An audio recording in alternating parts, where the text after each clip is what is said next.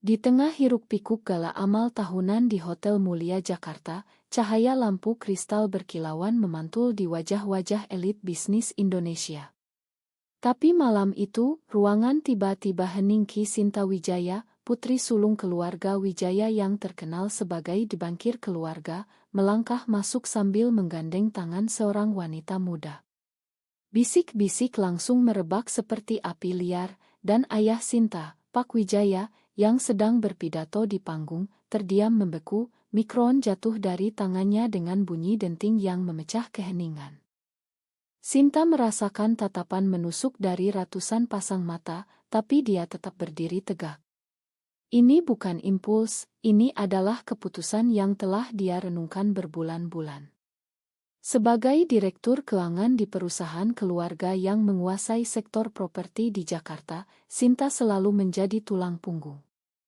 Dia yang membayar biaya sekolah adik-adiknya, yang menutupi hutang bisnis ayahnya saat krisis, yang mengorbankan mimpi pribadinya demi nama baik keluarga.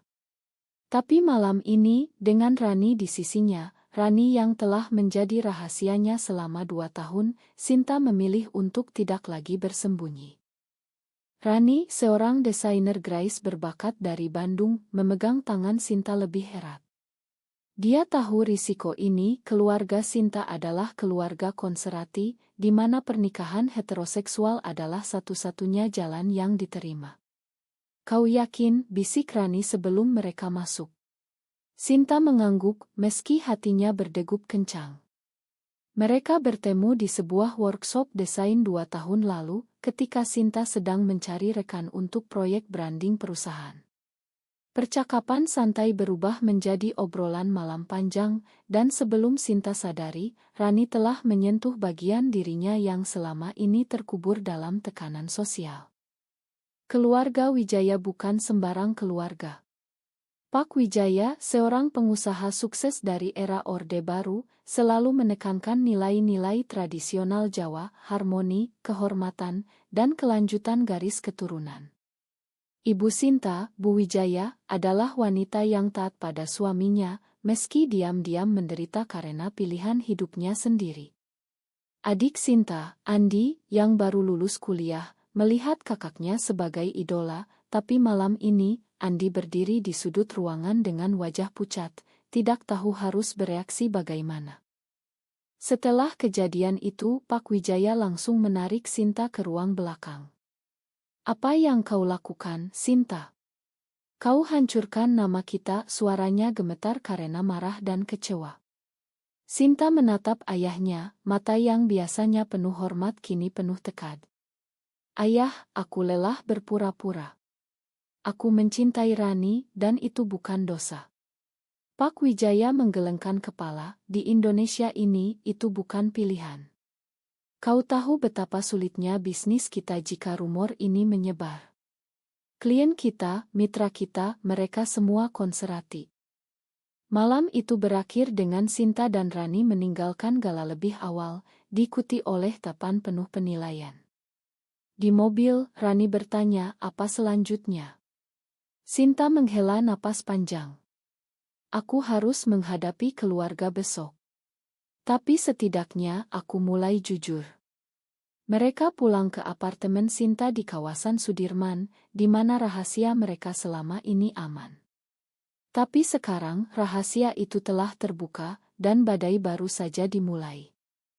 Keesokan harinya, di rumah keluarga Wijaya di Menteng, suasana tegang seperti sebelum badai. Bu Wijaya menyambut Sinta dengan pelukan, tapi matanya penuh air mata. Kenapa kau lakukan ini, Nak? Kami sudah susah payah membesarkanmu. Sinta duduk di sofa, menjelaskan semuanya dari awal, bagaimana dia menyadari orientasi seksualnya sejak remaja, bagaimana dia mencoba menekannya demi keluarga, tapi akhirnya menemukan kedamaian dengan Rani. Andi mendengarkan dari pintu, wajahnya campur aduk antara dukungan dan ketakutan. Pak Wijaya masuk, membawa koran pagi yang sudah memuat berita tentang skandal di Gala. Lihat ini. Saham perusahaan turun 2% pagi ini. Kau pikir ini hanya tentangmu? Ini tentang kita semua. Sinta merasa tusukan di hati. Dia tahu ayahnya benar, di Indonesia, di mana agama dan tradisi mendominasi, coming out seperti ini bisa menghancurkan karir dan hubungan sosial. Tapi dia juga tahu, terus bersembunyi berarti terus menderita dalam diam. Rani tidak ikut ke rumah keluarga, dia menunggu di apartemen, cemas. Dia sendiri berasal dari keluarga sederhana di Bandung, di mana orang tuanya menerima siapa dirinya, meski dengan berat hati. Aku tidak mau memaksa Sinta, gumam Rani pada dirinya sendiri. Tapi cinta mereka nyata, dibangun atas dukungan saling, bukan sekadar nafsu. Rani ingat saat Sinta pertama kali mengakui perasaannya, di sebuah kai kecil di Tamrin, setelah berjam-jam berbicara tentang mimpi dan ketakutan. Di rumah Wijaya, perdebatan memanas. Pak Wijaya mengusulkan solusi Sinta harus putus dengan Rani dan menikah dengan anak mitra bisnis mereka. Ini demi masa depanmu, Sinta. Jangan egois. Sinta bangkit, suaranya tegas, "Ayah, egois adalah memaksa aku hidup bohong. Aku sudah bayar harga dengan kesepian bertahun-tahun." Bu Wijaya menangis, "Tapi masyarakat, nak. Mereka akan mengucilkanmu." Sinta pulang dengan hati berat. Dia tahu ini baru permulaan. Di kantor keesokan harinya, rekan kerja mulai berbisik. Seorang kolega senior mendekat, "Sinta, kau tahu ini bisa memengaruhi promosimu." Sinta mengangguk, tapi dalam hati, dia siap bertarung. Rani menyambutnya dengan pelukan, "Kita hadapi bersama." Tapi di balik senyum itu, Rani khawatir, apakah cinta mereka cukup kuat untuk melawan dunia. Beberapa minggu berlalu sejak gala itu, dan tekanan semakin menumpuk. Sinta mulai merasakan dampaknya di tempat kerja. Rapat direksi yang biasanya dia pimpin kini diisi dengan tatapan curiga dari para eksekutif senior.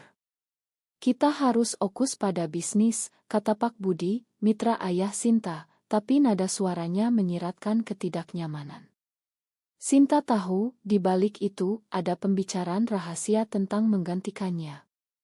Dia yang selama ini menjadi dibangkir keluarga sekarang dianggap sebagai ancaman bagi citra perusahaan. Di rumah, keluarga Wijaya retak. Andi, adik Sinta, akhirnya berani bicara.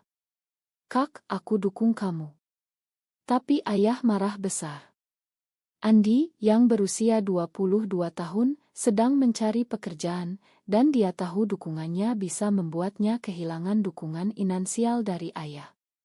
Tapi melihat kakaknya menderita membuatnya sadar, keluarga seharusnya tentang cinta, bukan kondisi.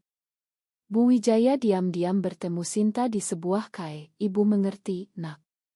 Dulu ibu juga punya mimpi, tapi dipaksa menikah. Jangan seperti ibu." Rani menghadapi masalahnya sendiri. Di studionya di Bandung, klien mulai membatalkan kontrak. Mbak Rani, tapi kami dengar rumor," kata seorang klien ia telepon. Rani marah, tapi dia tahu ini realitas Indonesia, di mana undang-undang anti-LGBTQ belum ada, tapi diskriminasi sosial merajalela. Dia memutuskan pindah ke Jakarta untuk dekat dengan Sinta, meninggalkan keluarganya yang meski mendukung, khawatir akan keselamatannya. Sinta dan Rani mulai merencanakan masa depan. "Kita bisa mulai bisnis sendiri," usul Sinta. Tapi itu berarti meninggalkan perusahaan keluarga, yang artinya kehilangan warisan. Sinta ingat saat kecil, ayahnya mengajarinya tentang kelangan, "Kau harus kuat, Sinta, demi keluarga." Sekarang kekuatan itu justru membuatnya bertentangan dengan ayah. Di malam-malam gelap, Sinta bertanya pada diri sendiri, apakah kebahagiaan pribadi layak mengorbankan keluarga? Konflik memuncak saat Pak Wijaya memanggil rapat keluarga. "Sinta, kau harus pilih keluarga atau itu." Suaranya tegas, tapi mata menunjukkan rasa sakit. Sinta menjawab, "Ayah, aku tidak mau memilih." "Kenapa tidak bisa keduanya?" Andi ikut campur, ayah, Kak Sinta tetap bagian kita. Jangan buang dia. Bu Wijaya diam, tapi tangannya gemetar. Akhirnya, Pak Wijaya pergi marah, meninggalkan ruangan dalam ketegangan. Rani tiba di Jakarta, membawa barang-barangnya ke apartemen Sinta. Aku siap hadapi ini, katanya. Tapi malam pertama, mereka bertengkar. Kau yakin gak nyesel, tanya Rani. Sinta diam sejenak, aku nyesel kalau terus bohong. Pertengkaran itu membuat mereka lebih dekat, tapi juga menyadarkan, cinta mereka diuji oleh dunia luar. Di kantor, Sinta dihadapkan pada pilihan sulit. Sebuah proyek besar dengan investor asing datang, tapi mitra menuntut stabilitas image. Bosnya, yang adalah paman Sinta, berkata, Sinta, mundur sementara. Demi perusahaan. Sinta merasa dikhianati. Dia yang membangun proyek itu dari nol sekarang disingkirkan karena orientasinya. Ini tidak adil, gumamnya. Tapi dia tahu, di Indonesia, keadilan sering kali kalah dengan norma sosial. Rani mulai mencari pekerjaan di Jakarta, tapi wawancara demi wawancara gagal karena rumor. Kau terlalu kontroversial, kata seorang Rani pulang menangis, kenapa kita harus bayar harga ini? Sinta memeluknya karena kita pilih jujur. Tapi aku janji kita akan bangkit. Keluarga Wijaya mulai retak lebih dalam. Andi diam-diam bertemu Rani, aku mau kenal Kak Rani lebih baik. Pertemuan itu hangat, Andi melihat Rani sebagai orang baik. Tapi saat Pak Wijaya tahu, dia marah besar. Jangan campur aduk, katanya pada Andi. Andi membalas, ayah, ini tentang kebahagiaan Kak Sinta. Konfrontasi itu membuat Pak Wijaya merenung, apakah dia kehilangan anak-anaknya karena keras kepala. Sinta memutuskan bertindak. Dia mengajukan proposal bisnis baru ke ayahnya, perusahaan cabang yang dia kelola sendiri, dengan Rani sebagai partner desain. Ini cara kita tetap bersama tanpa konflik, katanya. Pak Wijaya diam, tapi dalam hati, dia bangga pada keberanian Sinta. Tapi apakah dia akan setuju? Tekanan dari luar semakin besar, media sosial mulai membahas skandal Wijaya, dan saham terus turun. Rani dan Sinta menghabiskan malam berbicara tentang mimpi. Aku ingin kita punya rumah sendiri, jauh dari tekanan, kata Rani. Sinta mengangguk, tapi tahu itu tidak mudah. Di Indonesia, pasangan sejenis tidak punya hak hukum, dan diskriminasi bisa datang dari mana saja. Tapi cinta mereka memberi kekuatan. Bulan ketiga setelah gala, situasi semakin rumit. Sinta dipecat dari posisinya di perusahaan keluarga. Surat pemecatan datang dari ayahnya sendiri, dengan alasan konflik kepentingan. Sinta terpukul, tapi tidak terkejut. Ini harga yang harus kubayar, katanya pada Rani. Rani marah, mereka nggak adil. Kau yang bangun semuanya. Tapi Sinta tahu, ini ujian sejati. Andi memilih sisi, dia keluar dari rumah, tinggal sementara di apartemen Sinta. Aku nggak mau tinggal di rumah yang penuh kemunaikan, katanya. Pak Wijaya syok, kehilangan 2 anak sekaligus. Bu Wijaya menangis setiap malam, mencoba mediasi. Kembalilah, nak. Ayahmu cuma takut. Tapi Sinta tegas, aku kembali kalau diterima apa adanya. Rani menemukan pekerjaan relance, tapi bayarannya rendah. Mereka mulai kesulitan finansial. Kita jual mobilku aja, usul Sinta. Rani menolak, enggak, kita cari cara lain. Mereka mulai membangun bisnis kecil, jasa konsultasi keuangan dan desain untuk Pelanggan pertama datang dari komunitas di Jakarta yang mendukung mereka. Kalian inspirasi, kata seorang klien. Tapi tantangan datang dari luar. Sebuah kelompok konservatif mulai kampanye online menentang Sinta, menyebutnya ancaman moral. Ancaman datang ia email, hati-hati, kami tahu alamatmu. Rani ketakutan, kita pindah aja ke luar negeri. Sinta ragu, ini tanah air kita. Kita lawan. Pak Wijaya mulai merenung. Dia bertemu teman lama yang menceritakan pengalaman anaknya yang gay. Jangan kehilangan anakmu karena prasangka, katanya. Pak Wijaya pulang, bicara dengan Bu Wijaya. Mungkin aku salah. Tapi ego masih menghalangi. Sinta dan Rani menghadiri pertemuan komunitas LGB di sebuah kai rahasia di Kemang. Di sana mereka bertemu orang-orang dengan cerita serupa, penolakan keluarga, diskriminasi kerja. Kalian berani, itu langkah besar, kata seorang aktivis.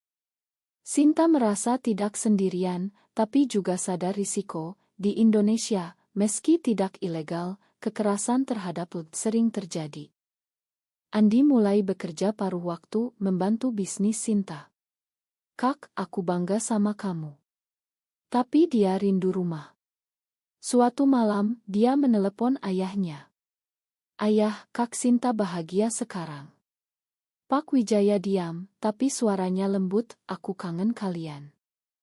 Konflik memuncak saat ada demo anti-LGB di depan gedung pemerintahan. Nama Sinta disebut di media sebagai contoh penyimpangan. Rani panik, ini bahaya.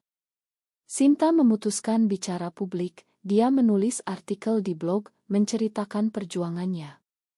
Aku manusia biasa yang ingin dicintai.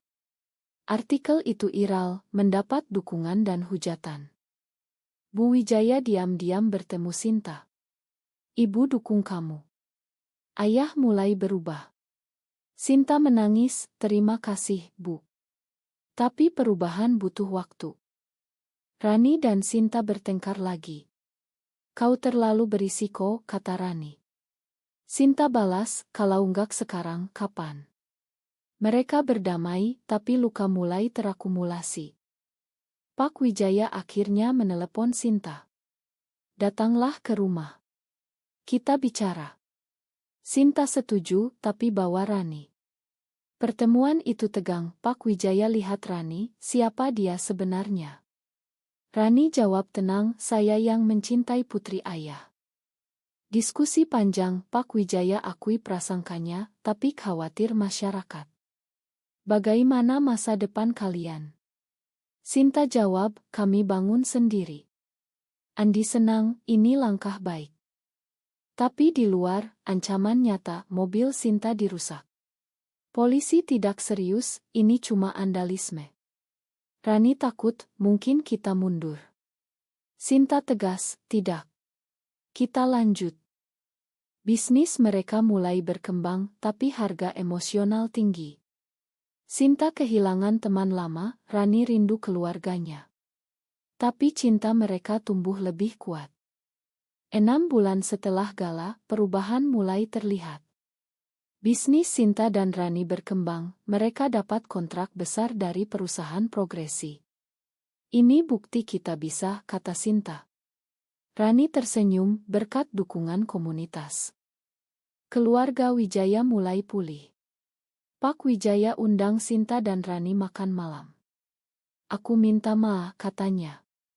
Rani terkejut, terima kasih, Pak. Bu Wijaya peluk Rani, selamat datang. Andi senang keluarga utuh lagi. Tapi masyarakat belum berubah. Sinta diundang debat tentang hak LGB. Kenapa kau publikasikan? Tanya host.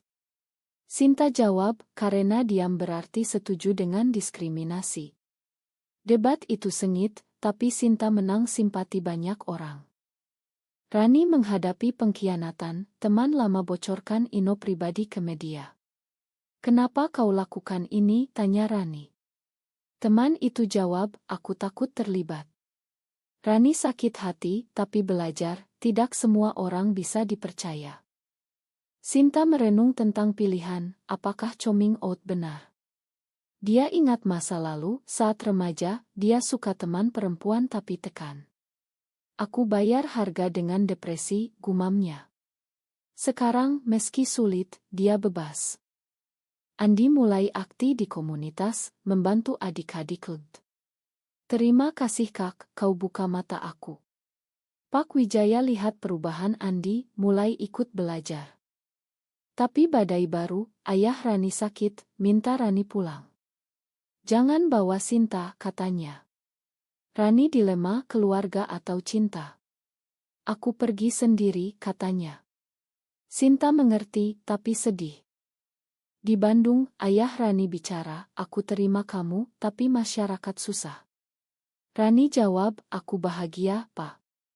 Ayahnya peluk, pulanglah sering. Kembali ke Jakarta, Rani dan Sinta rencanakan liburan. Kita butuh istirahat, kata Sinta. Di Bali, mereka nikmati kedamaian, tapi di hotel, tatapan curiga datang. Ini realitas, kata Rani. Bisnis mereka diuji, investor tarik dana karena tekanan. Sinta marah, ini diskriminasi. Mereka cari investor baru dari luar negeri. Pak Wijaya bantu diam-diam, kirim dana. Ini untuk bisnis kalian, katanya. Sinta terharu, terima kasih, ayah. Konflik internal muncul, Sinta ragu tentang masa depan. Bagaimana kalau kita punya anak? Rani jawab, adopsi mungkin. Tapi di Indonesia, sulit. Mereka hadiri pernikahan teman, di mana pasangan hetero bahagia. Rani iri, kapan giliran kita? Sinta peluk, suatu hari. Kembali ke rutinitas, Sinta tulis buku tentang pengalamannya. Ini cara ubah pikiran orang. Rani dukung, kau hebat. Tapi ancaman kembali, demo di depan kantor mereka. Polisi lindungi, tapi Rani trauma. Apakah ini layak? Sinta jawab, ya, karena kita ubah dunia sedikit demi sedikit. Keluarga Wijaya sekarang dukung penuh. Pak Wijaya bicara di acara bisnis, keluarga tentang cinta, bukan norma. Itu langkah besar.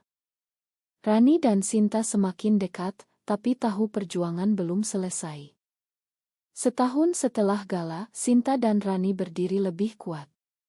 Bisnis mereka sukses, mempekerjakan banyak orang dari komunitas marginal. Ini legacy kita, kata Sinta. Rani setuju, dan kita bahagia. Keluarga Wijaya sekarang harmonis. Pak Wijaya pensiun, serahkan perusahaan ke Andi, tapi tetap dukung Sinta. Aku bangga padamu, katanya.